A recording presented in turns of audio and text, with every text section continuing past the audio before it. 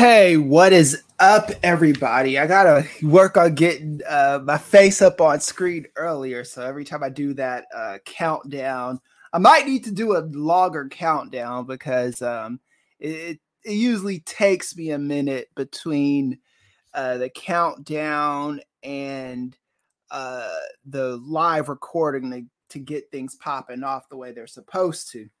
Anyway, welcome to the Easy Attack.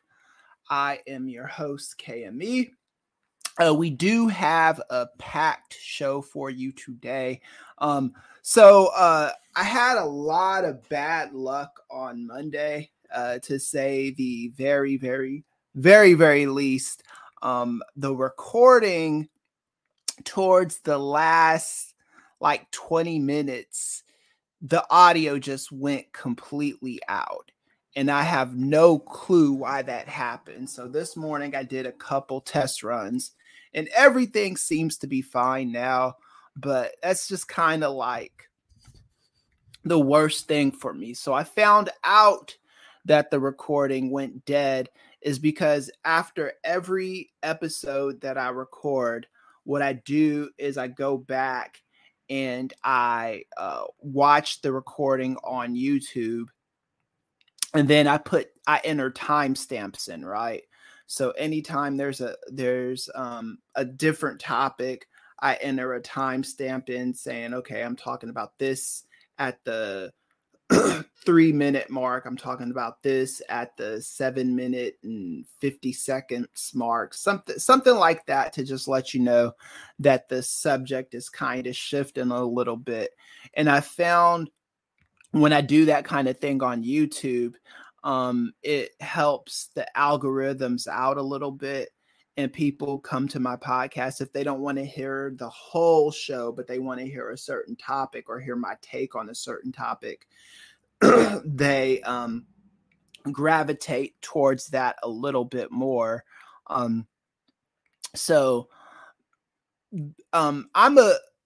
been a content creator, I want to say, for at least the last 10, maybe even 13 years, something like that. I've been creating content on the internet with my friends and stuff. So the other streams that we do, like we do a wrestling show, and that does very, very well for us. And we are actually a part of Post Wrestling. We just became a part of them, I want to say the beginning of last year. And we get a lot of streams on that across platforms. So what I'm working on right now is getting my YouTube numbers up. Again, I'm only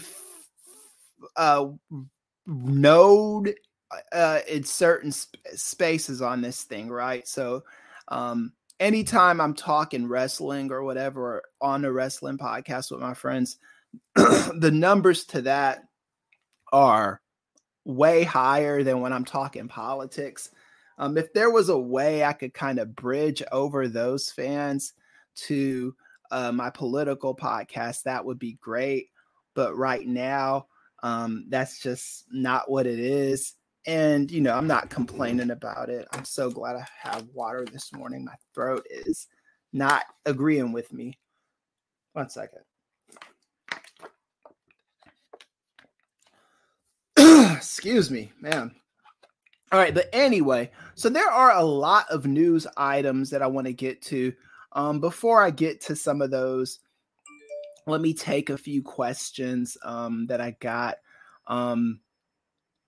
What happened to last week's podcast? Okay, so it wasn't last week's podcast. It was Monday's podcast. What happened to that podcast is the audio went out in the middle of me entering in timestamps. So I didn't really put it up. Maybe one of these days, if I do lost episodes or something like that, some of those clips might go on. What did you talk about? Okay, so I talked about the Chris Rock thing with his mom.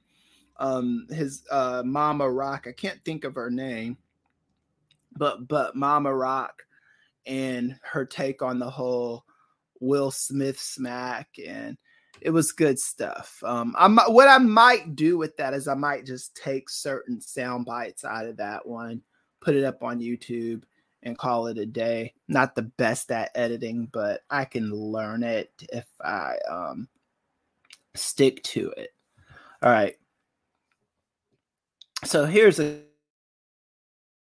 good identify as a Democrat. All right, so this is kind of a long story, but not really. And a lot of people do not know this about me, but in my early days of college, my first internship was working for a Republican, because I knew I wanted to get into the political space. I knew I was like good. I thought I was going to major in political science. My first major was theater at Tennessee Technological University in Cookeville, Tennessee. Shout out to them. But I just like wasn't that passionate about theater. Like I was passionate in the sense that I like theater, but I thought that was something that I could do necessarily without a degree. I mean, theoretically, you can be a political news head without a degree, right? I mean, Peter Jennings didn't have a college degree. I don't even know if he had a high school diploma, but so this is the long answer to that question. And when I worked in Republican space, when I worked as an intern for Republicans, I didn't really think much of it. I did my job, went home, I did that job like maybe 2-3 days a week, something like that. Just kind of learning the inner workings of politics. I did start noticing early on that a lot of these Republican policies I didn't necessarily agree with, which I kind of knew that was going to happen going in. But, when you're trying to move up the rung, you take what you can get. So I definitely understand that reasoning right there. It's like, hey, this is the space that I fit in at. Let me go ahead and just get where I need to be. This is what they want me to do. Let me do it. Right. So that was my first foray into politics, is working for Republicans. And then over the years, I didn't really start strongly identifying as a Democrat until about 2015, 2016, when 2015, when Donald Trump first started the birth or stuff. So that might have been 2014. So like 2015 definitely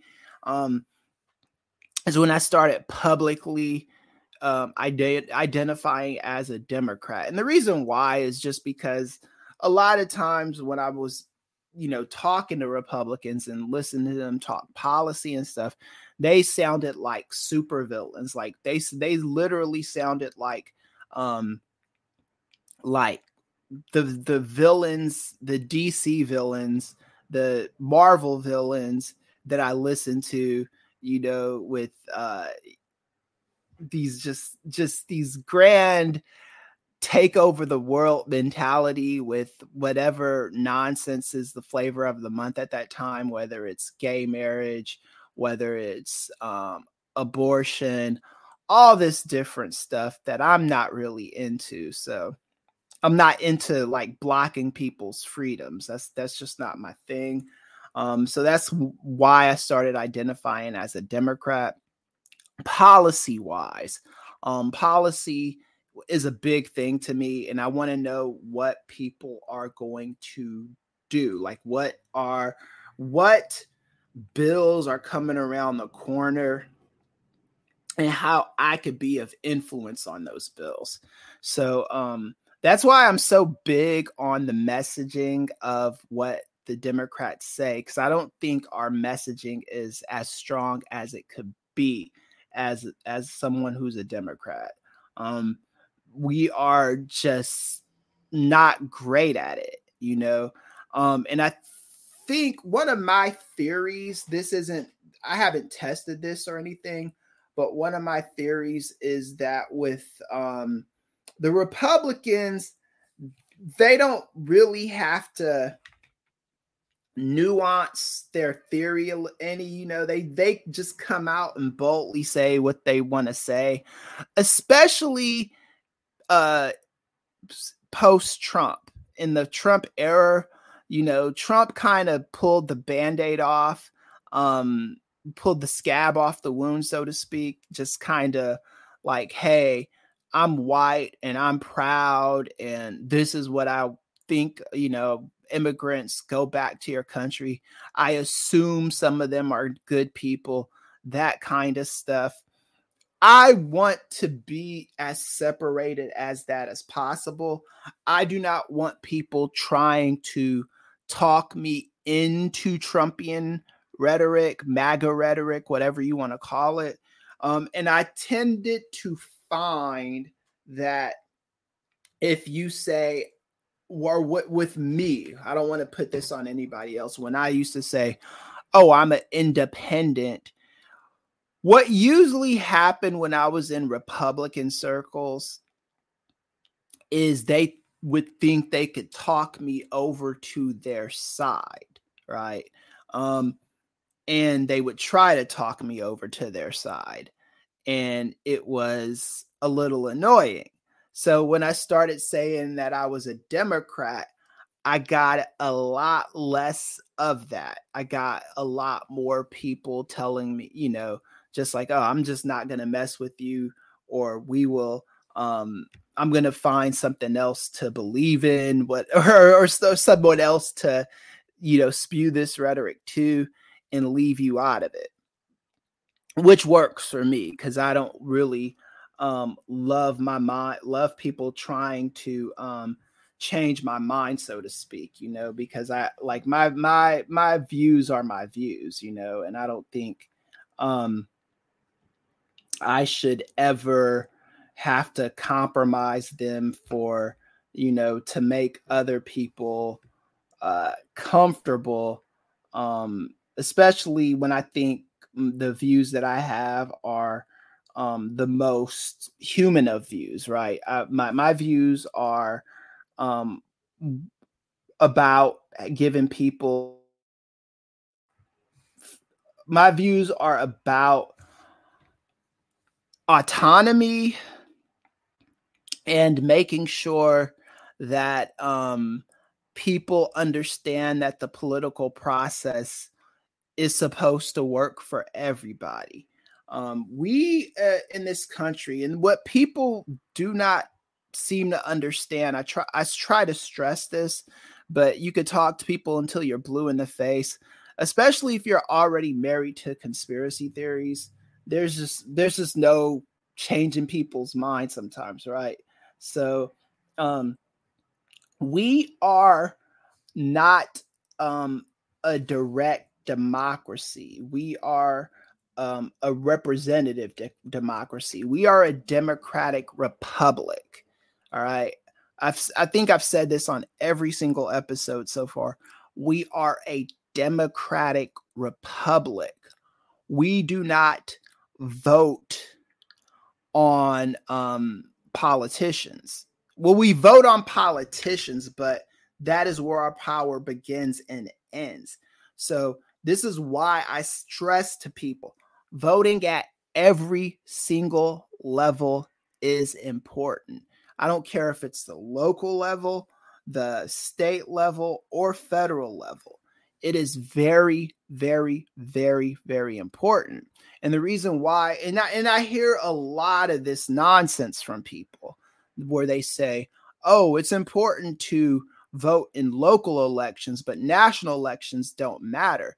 This is political illiteracy, And it's very, very, I don't want to like call it stupid. I do want to call it stupid, but I want to come up with a better word for it to make sure I'm respecting the views of other people, right? This is very counterproductive when you're thinking about politics, because we are a representative democracy, or better, a democratic republic. We vote for these people at the local level, at the state level, at the federal level. So when we vote on these people, they are supposed to be proxies for us, right? For your views. So when you vote for a senator, you are trusting that senator, your state senator, to enact policies that represent the interests of your entire state. That's the main reason, not the main reason, well, maybe it is the main reason why I live in Los Angeles County, California, because I know I have a louder voice in those spaces. That doesn't mean that if you live in a place like, Mobile, Alabama, or Knoxville, Tennessee, that you just move and come to a red state, or a blue state rather. I mean, maybe you want to try to get things to change in your state. Like, I work with a lot of Democrats from Knoxville, Tennessee, and talk to them about policy and what's going on over there, and donate money to those places. Even though I don't live there, I spent half of my childhood growing up there. So what goes on there is important to me, and policy is important to me. And what happens with people is, when you are a singular voice, you really do not feel like your voice is being heard. If you don't go to like town hall meetings, if you're not part of some kind of interest group, if you're not part of a certain union, it doesn't feel like your voice is being heard. When you are a part of unions and collectives and interest groups and things like that nature, you could see the group acting out for you, right? That's important to understand, so you don't feel like your voice is in vain. Because I've never feel like I'm not being listened to, political wise, so to speak. I don't feel like I'm not being listened to, because I'm a part of a lot of groups who people do listen to those groups, right? So let me see. Do we have any comments? No comments, just reactions. Thank you for that. That's Chewy. And that is Natalie. So thank you for your reactions. I appreciate it. I'm still trying to work on getting comments on the screen. I do think I fixed that. I do think I fixed it within the what's it called? Within my Facebook profile page. I do think I fixed the reactions and are making sure that those work, but I'm still having issues with those, man. I'm still, this is not my thing. This is why I'm doing this a bunch, so I can learn the StreamYard interface and do good with it, and make sure that I'm giving you guys a decent podcasting experience. And then also,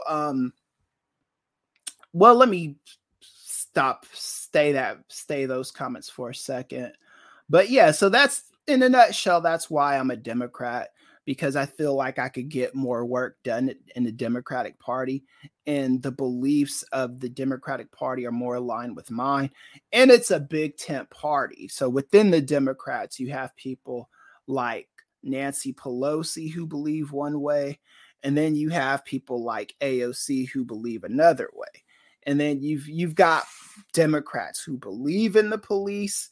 You got Democrats who are like, F the police. And I try to be like realistic in my approach to politics. Like, you're never going to hear me say, get rid of the police, because it's not realistic. Defund the police is a little more realistic, but I do think that terminology isn't going to work in every single area. It'll play better in certain areas than it does in others. Let's just say that. So my politics are just kind of, I would say that I am left of center on most issues. I'm probably more on the radical part of the Democratic Party, but I also understand that my beliefs are not going to work for everyone. So I'm more about winning and like doing what needs to be done to getting where the party needs to be. So if there's a problem with messaging, I will, go to a town hall meeting or talk to one of my unions or talk to an interest group and say, hey, there's a problem with the messaging there. And if enough people do that, we can get them to Washington to change things for us, right? And the good thing about local politics, that the one of the more important things to understand about local politics is the local politicians that we vote for have more access to the federal government than us, because they can tell President Biden what the interest of our states and cities are, And again, when I hear people say, oh, local politics is important, but federal politics doesn't matter, I always ask the same questions. Who is your school superintendent? Who is your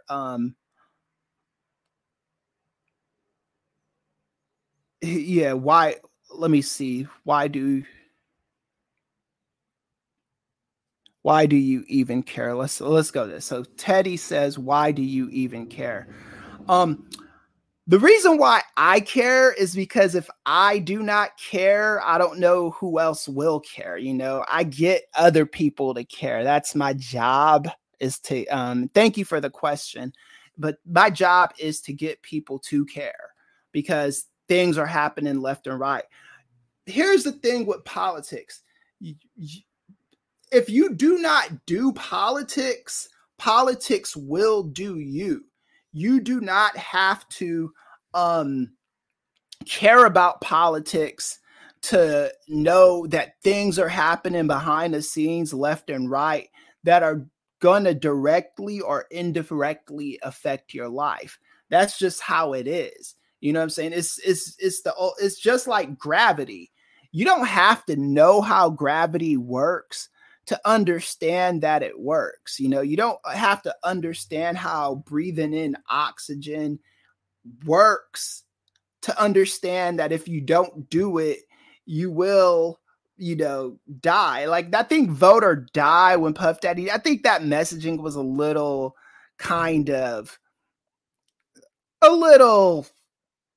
extreme for some people. I didn't necessarily love it, because it's like, it's almost telling you if you don't vote, someone's going to come out and kill you. But at the same exact time, voting is a necessary evil in this process, but it doesn't begin and end with voting. It starts with voting. It starts with registering people to vote. It starts with going to town hall meetings. In some cases, some people do enough of this, they want to run for office once they understand how the political system works. I thought about running for office back in 2010, something like that. And then I just what it was, I just realized something that it wasn't for me. I'm better at strategizing behind the scenes and meeting up with local officials, number crunching, that kind of thing. That's what I excel at. So, and again, politics is always working for someone. If it ain't working for you, it's working for someone else. If you live in a red area and you are a Democrat, politics is working for the Republicans. If you live in a blue area and you're a Republican, politics is typically working for the Democrats. If you live in the middle of the road area, it could go either way, but politics is always working for somebody. And if you are not on the train, you just get left behind. So my thing is, if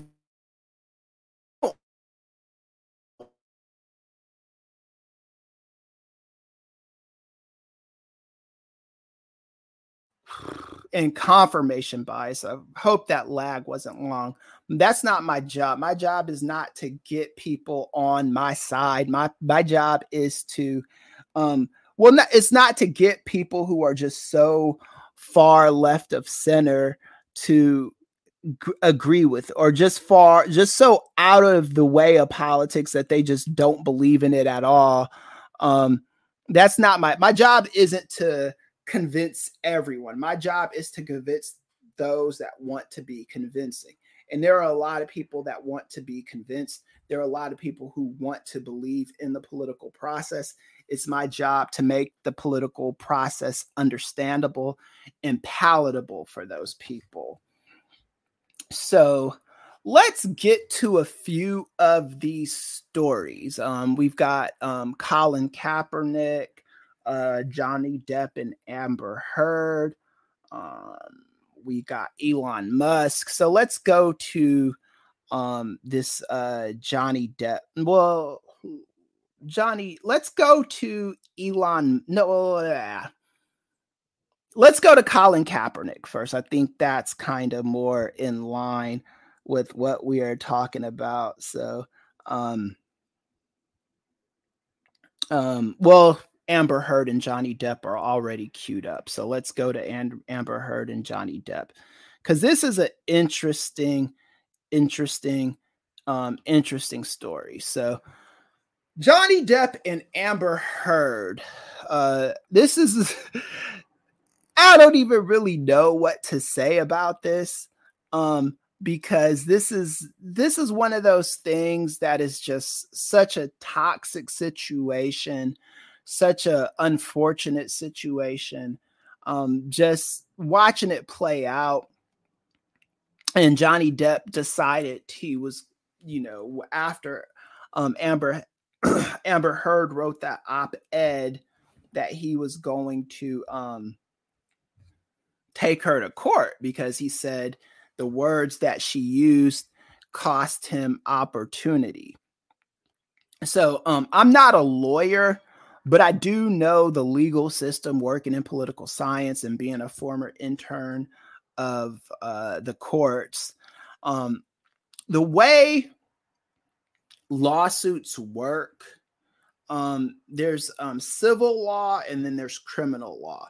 So in criminal law, you are trying to prove somebody's guilt or innocence for a crime that they either did or didn't commit. That's the sole purpose for political science. Or not political science. That's the sole purpose for the legal system, is for criminal law. My gosh, my words are just getting so tongue-tied this morning. Excuse me. But in criminal law, you are trying to prove somebody's guilt or innocence. That is what you are trying to prove.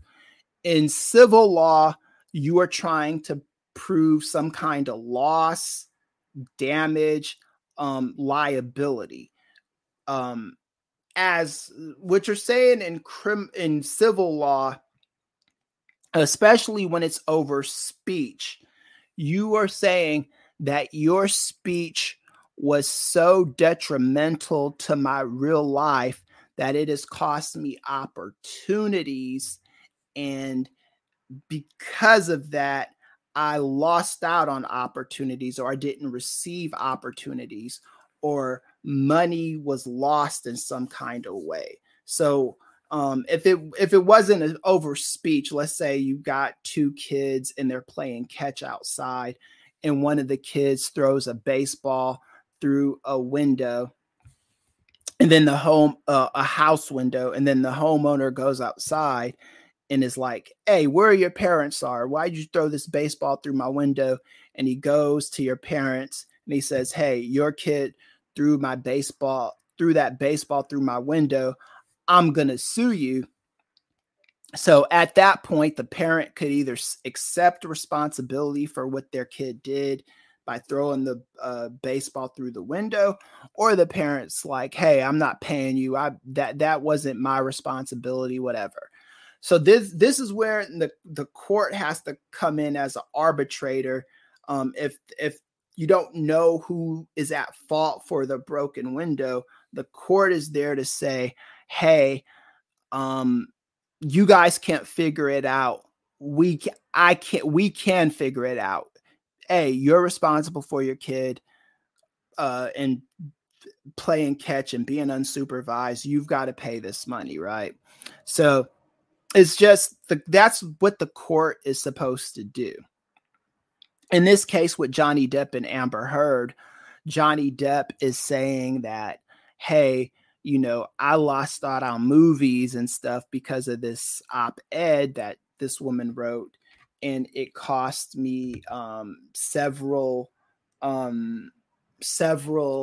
roles and things that I had already signed up for. People do not want me in those movies because they think that I am a toxic person because of what Amber Heard said." So in this one article that I wrote, that I read a couple days ago, it's with Amber Heard, and she's talking about Johnny Depp. So I'm looking over it right now, and this is, I think, kind of the reason why Johnny Depp wanted to do a public trial on this, because this is bad. If Amber Heard did this, and according to the recorded tapes, it did happen. He basically said, she's basically saying nobody's gonna believe you because you are a white male, and you and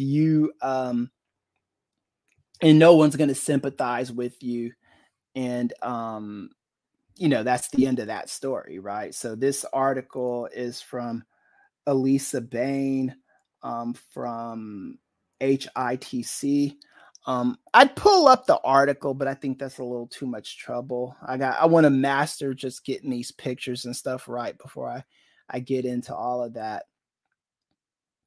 So the Pirates of the Caribbean actor sued his ex-wife for $50 million over an op-ed she published in the Washington Post in 2016. She did not mention his name in the piece, but claimed that she was a victim of domestic abuse. So this is one of those things where people just kind of put two and two together.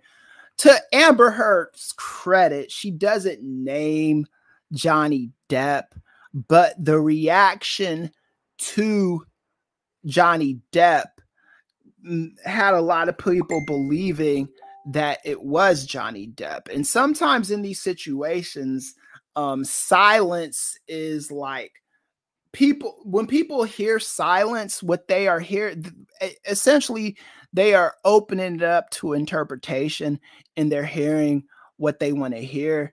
And they're talking about, and you're looking at Amber Heard's high profile relationships and the relationships she's had in the past, and relationships that were kind of toxic. So a little how I'm very indirectly associated with this. Right around 2015, 2016, my ex-girlfriend was a part of this situation because she works at this building in downtown LA where Depp and Amber Heard had an issue and the cops were called. And when I was picking my ex up from work and I was asking her, hey, what happened with these two? What's going on? And she said that, man, both of them are crazy. You know what I'm saying? She was just like, they're both nuts.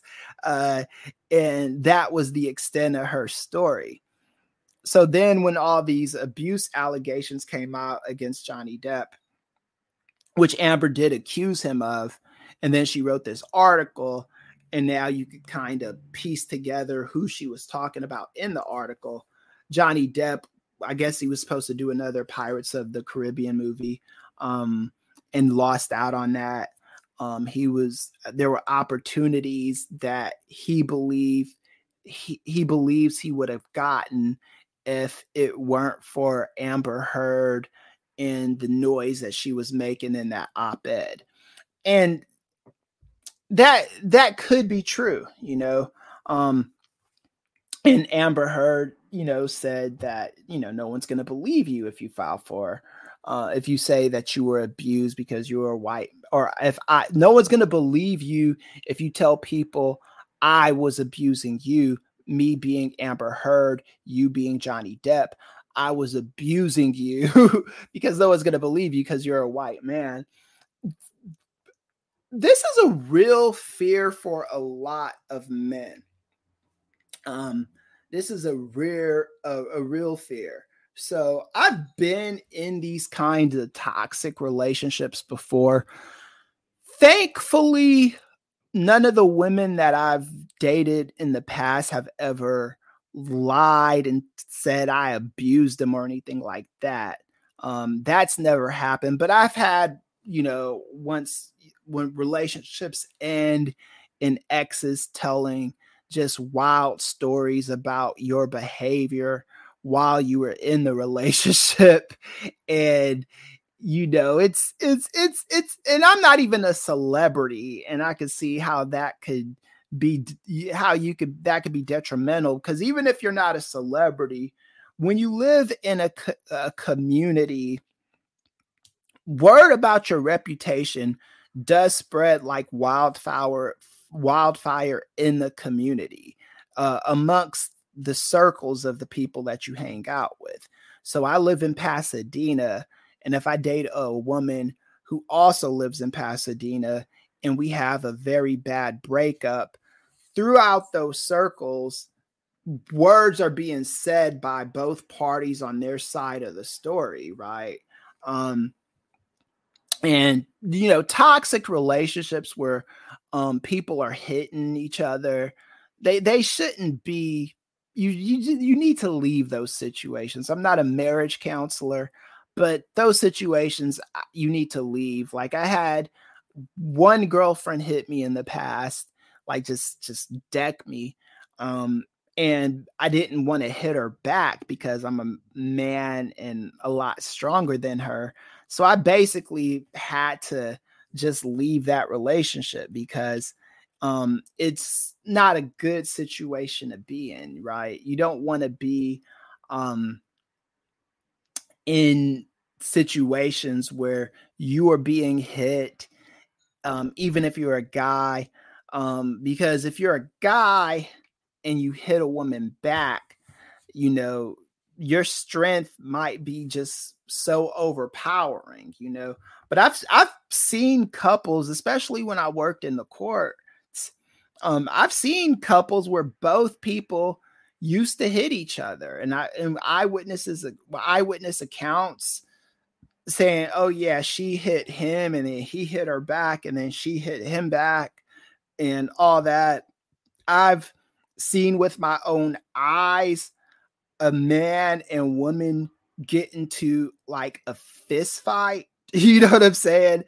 And it was like it's just nuts. Those are not the kind of relationships you want to be a part of. This is just from a logic perspective and a legal perspective. You do not want to be in a situation where you can be hurt or someone else can seriously hurt you. So at the start of the clip, you hear Johnny talking about how he lost a finger when Amber Heard appears to tell her ex-husband that no one will believe him if he tells her that the world that she abused him.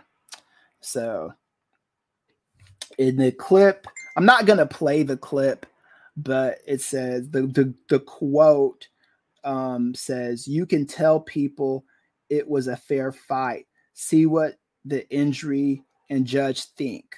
That's what the audio clip says. Tell the world, Johnny. Tell them Johnny Depp, a man, I'm a victim of domestic violence, and it's a fair fight. And see how many people believe or side with you.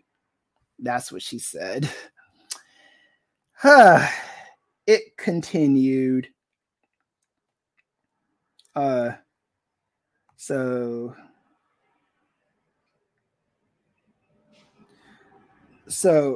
and Johnny Depp says Amber Heard's legal team finished cross-examining on Monday. The 50-year-old actor claimed that the only person he has ever abused is himself. And then he goes, if anyone ever had a problem with my drinking at any time in my life, it was me. The only person that I have ever abused in my life is myself. So Johnny Depp, I can believe this because he used to be associated with the Viper Room. I think he owned the Viper Room in Hollywood. I've been to that place before. I never went to the Viper Room in its heyday in the 90s because I wasn't old enough to go. But I did go to the Viper Room like in the 2000s. And yeah, that place was nuts, even in the 2000s. So, yeah, I believe Johnny Depp when he says this. So yeah. So what do I think will happen as a result of this? It's hard to say. Like I can see Johnny Depp making a minuscule comeback. I don't think he's going to come back all the way, but I could see him kind of come back and kind of maybe get some of what he had back. It could happen. I don't know. And I'm not, look, I've seen this online petition going around talking like boycott Amber Heard. I'm not boycotting Amber Heard and I'm not boycotting Johnny Depp. What I will say about the Johnny Depp situation though is you do need to let things play out, right? If you are a part of the legal system, you understand the importance of hearing both sides to a story. And I think what happens a lot of time with social media, with word of mouth, with public opinion is we lose sight of the important part of the legal process, which is due process, which is both sides need to be heard. When Amber Heard made this article, everybody was just wanting to write Johnny Depp off as this no good abuser and stuff like that. And he deserved his day in court to tell his side of the story. And this civil trial is giving him at least that, And I think that, we really have to stop. We really need to stop doing this. We really got to stop getting to this point where we are not, we are just not, we are just letting people kind of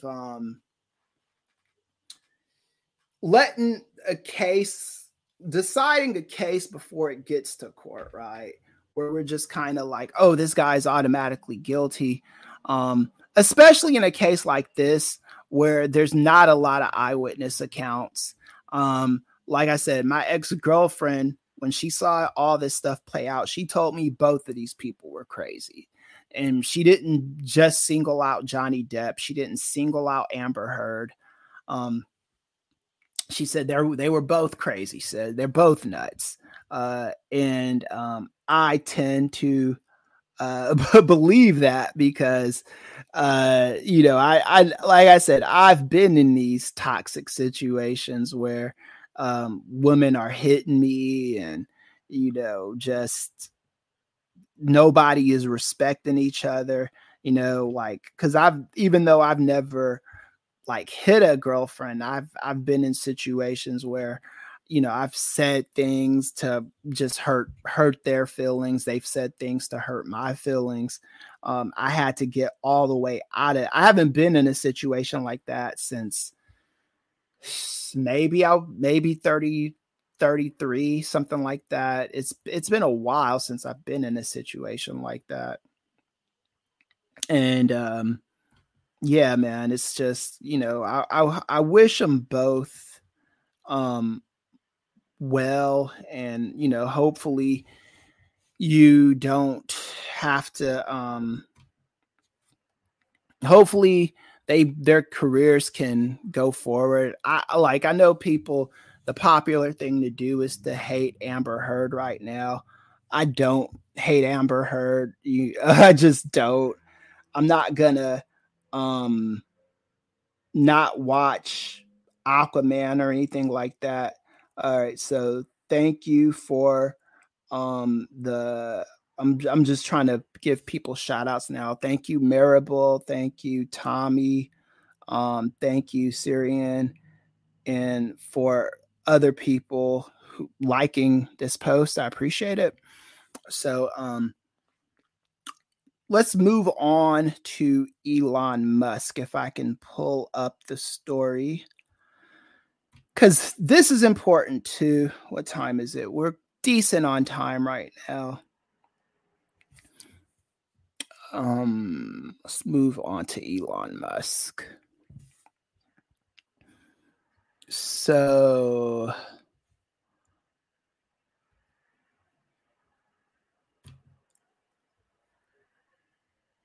because this is interesting, because Elon Musk is supposed to be this free speech absolutist, and he's not. I've been saying this for ever since the talk started with Elon Musk wanting to buy Twitter. I even said this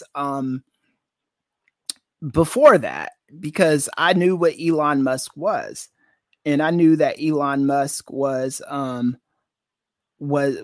a guy who, like, look, the guy makes a good car from what I hear. This SpaceX stuff, people are interested in it. So he's got a boatload of money that he just gets bored and wants to spend his money on different things. I don't know if this sale of Twitter is going to go through or not. Right now, it's looking like it will go through, but we'll see what happens, because this is just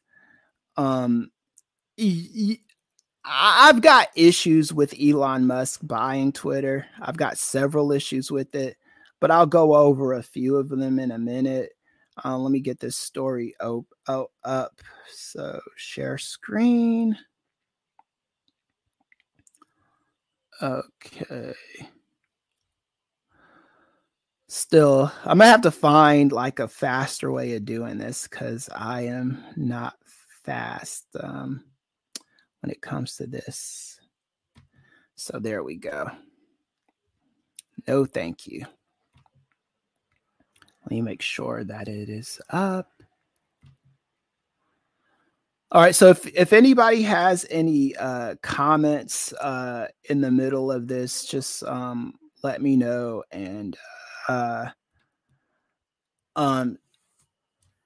we will and I'll save them towards the end after I finish going over this article. It says Elon Musk says he wants free speech, but his track record suggests otherwise. So let's look at his track record. So Tesla and SpaceX CEO Elon Musk, the world's wealthiest person on paper, is buying Twitter. The social media platform has relied on that he has relied on for years to promote his interests and shape his public image. So this is one of the main things that he wants to do with Twitter, is kind of shape his public image. All right, this is what he says. And I'll go on a diatribe of this in a second. He says, free speech is the bedrock of a functioning democracy. Twitter is the digital town square where matters vital to the future of humanity are debated. I don't entirely disagree with that. Musk has characterized himself as a First Amendment and free speech advocate for years. For example, in defending himself in a defamation lawsuit after calling a critic a pedo guy, and to argue that the SEC infringed on his rights in a settlement they struck and revised after the agency charged him with securities frauds in 2018. So I'm just listening. I'm going to skip over some of this speech, but they said worker speech. So here's the thing. Nobody is a free speech absolutionist.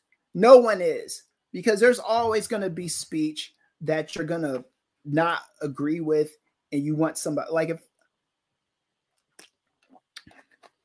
if you own a business, you don't want people talking reckless about you, because that affects your bottom line.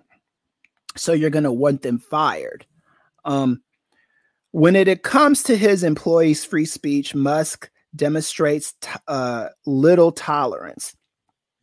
Under his leadership, when Tesla has laid off employees, it was asked for him to sign separation agreements, including a strong non-disparaging clause with no end date. So anytime you want somebody to sign an NDA, a non-disclosure agreement, that usually means you don't want them talking shit about you once they leave a place, even in a divorce settlement, right? Like you get a husband and a wife, they divorce. The husband might make the wife sign an NDA. So if the settlement is big enough, you're like, okay, so I'll settle for you for this amount of money, but you can't say anything about me. That's what an NDA is.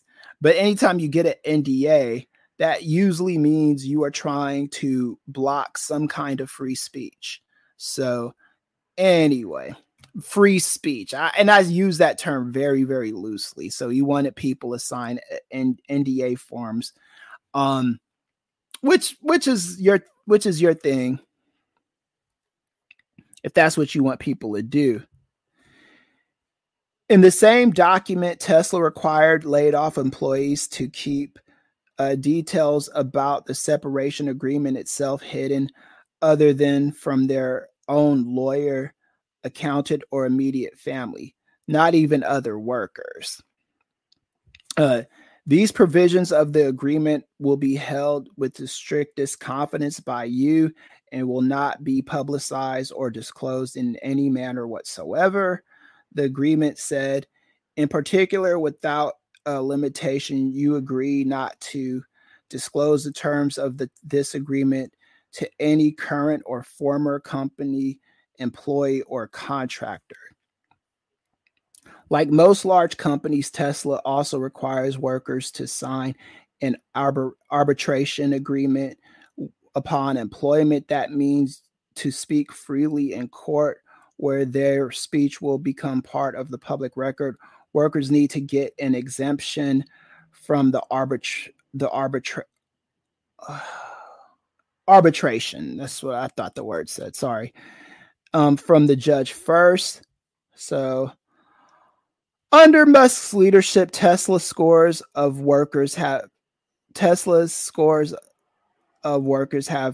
alleged racist, sexist, and other harassment, discrimination, and unsafe working conditions.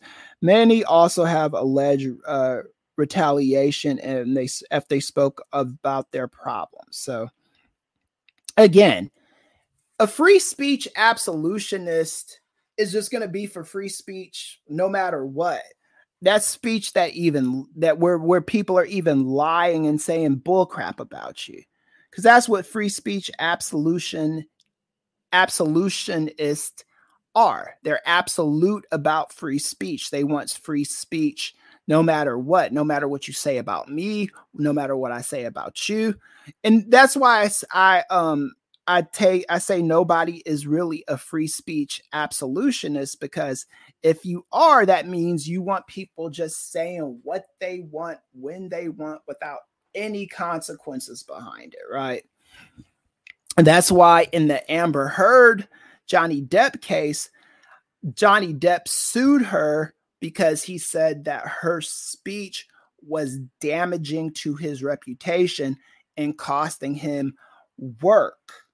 That is usually what these cases are about, you know. So in the case of Johnny Depp, or in the case of Elon Musk, rather, you don't want people lying on you. So I don't know if these people that work for Tesla are lying on Elon Musk or telling the truth about him. But what I do know is he doesn't want them talking to the media about this, because if they're lying on him, it is going to affect his stock. It's going to affect his business. So this is a quote from Sharon Weinberger that was lifted in this CNN article. I was once invited to visit SpaceX facility on Kwajalein. Sorry, I'm getting the name wrong. Following interviews, I was told Elon Musk had to review all articles prior to publication. I explained journalism doesn't work that way. His current tweets come as no surprise. So this was in 2018. Elon Musk is not a free speech absolutionist. Bill Maher, absolutist, actually. Bill Maher is not a free speech absolutist. Elon Musk isn't a free speech absolutist.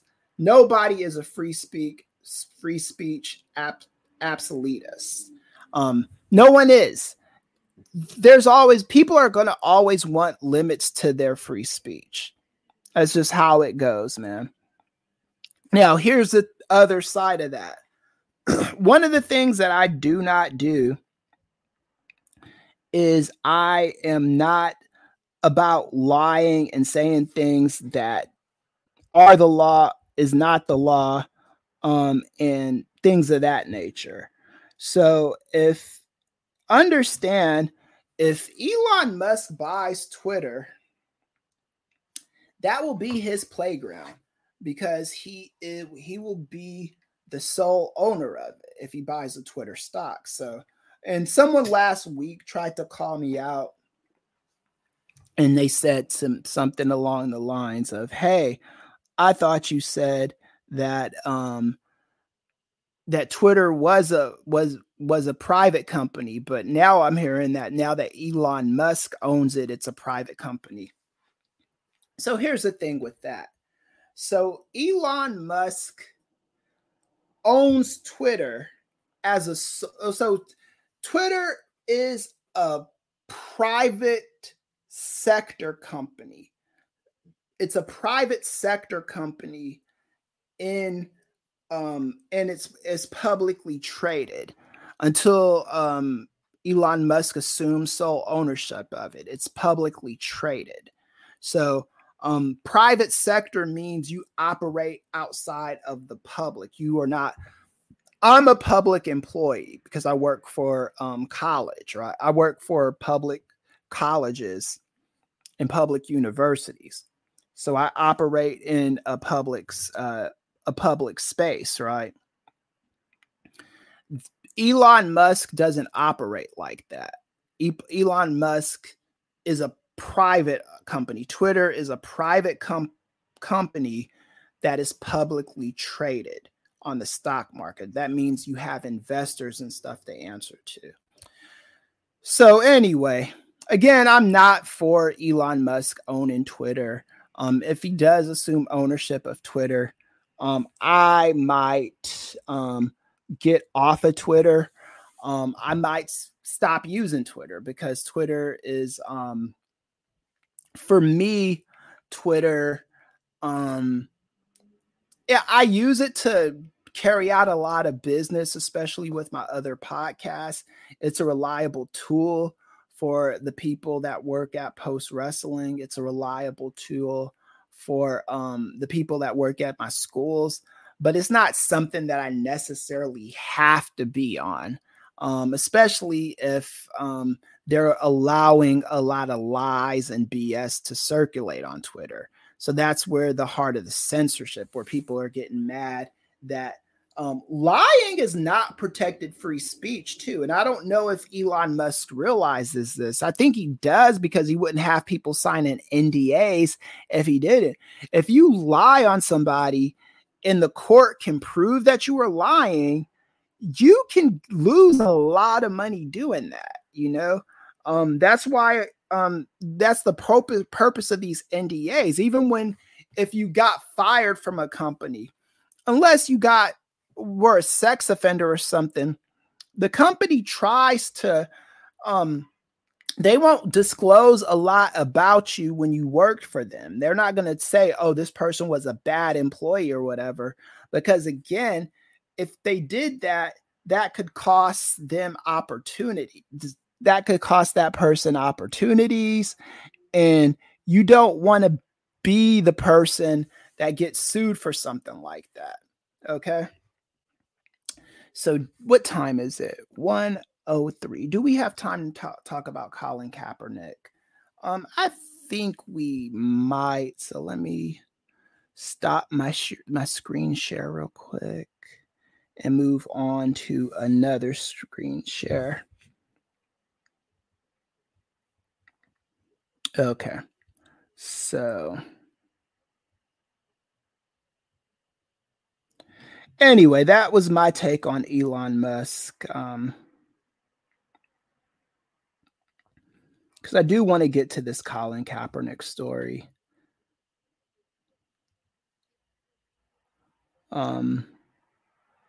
Stop screen. All right, sorry. Yeah, this thing works. And, you know, I'm not techno savvy. I always say that. That's always a qualifying attitude with my behavior when I'm not good at something. Anyway, let's get to this Colin Kaepernick thing.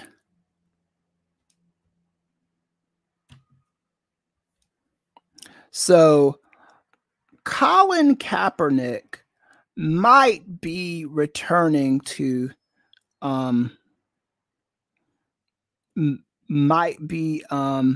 returning to the NFL. Where's Colin Kaepernick at? There he is. Okay. So Colin Kaepernick might be returning to the NFL to play for the Las Vegas Raiders.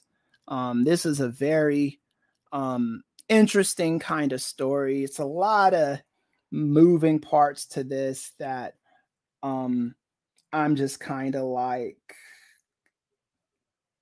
I don't know what to think. You know what I'm saying? But this article comes from Yahoo. Let me pull it up. It says Raiders owner Mark Davis would welcome Colin Kaepernick with open arms, provided that the team general manager agrees with it. Blah blah blah. Meanwhile, there it is.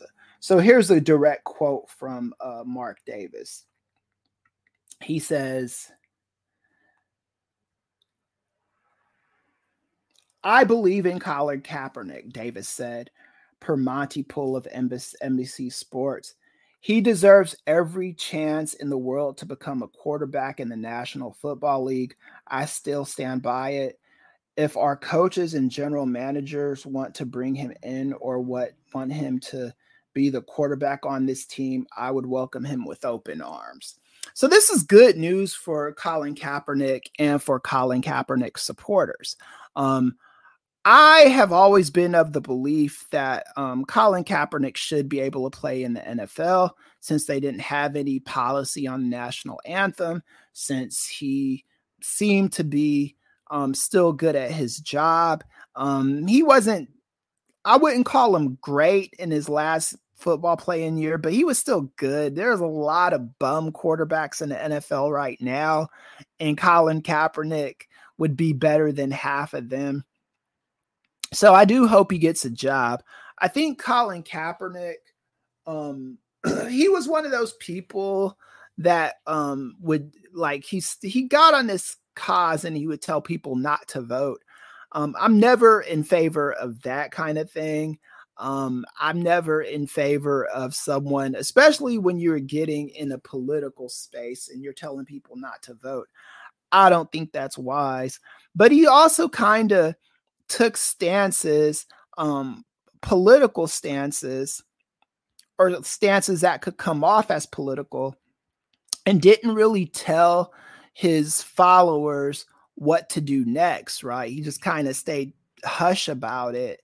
And I think his followers would have probably appreciated a little bit more direction for him, because once you take a leadership role, the go-to thing is like, oh, Colin is a shy person and he doesn't like being in the. Once you enter a political world, you are now in the arena. So you need to assume that responsibility or stay out of it, right? Like, I can't do this podcast and then be like, oh, I don't want people to listen to me or whatever, because there's a responsibility that comes with taking on a leadership role. That's what my PhD is in, is organizational leadership, business psychology, all of these things. Once you become a leader, you have to do what a leader does. And I don't think Colin Kaepernick was all the way ready for that. And it's going to be interesting to see if he's going to be able to maintain his shape, because he's about to be 35 here soon. So I think by the time he gets in the NFL, he will be 35 or he'll be on the brink of 35. So he hasn't played since 2016, played with the Niners. Because of his public protests of police brutality and racial injustice, the national anthem, the NFL has since shifted its public image on pre-game protests in the aftermath of George Floyd. So basically the George Floyd stuff pretty much proved Colin Kaepernick right, that look, there's a lot we could do better as a country, right? So I want Colin Kaepernick to come back to the NFL, regardless of if I'm fully on board. The Raiders are an interesting organization. I spent I was born in LA, born in Inglewood, spent half my childhood I spent half my childhood in Inglewood. I grew up a Raiders fan and Niners fan. Once Al Davis started playing the games he was playing with Marcus Allen, I didn't like the Raiders anymore. My family is a Raiders Nation team. My Uncle Deed he's all about the Raiders. He loves the Raiders. Me, I'm kind of like that. I'm a Laker and Dodger guy. In football right now, I like the Broncos. I thought it was cool that the Rams won the Super Bowl, but I'm not necessarily a Rams fan. My girlfriend is a newly minted Rams fan. She's a Chargers fan, but she likes the Rams as well because they won the Super Bowl this year. I am so bandwagon when it comes to football that you're never going to get a consistent answer from me when it comes to football teams. But anyway,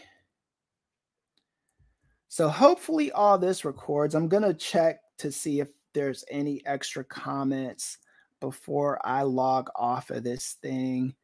I'm going to, all right, no extra comments. This is kind of what you got to do on this when you're when you're not the greatest at this. So anyway, thank you again for listening to me. Again, I'm going to get better at this with more practice. It's just, these are the infant stages of this. If you think, respond to me on one of these platforms that you see in the banner.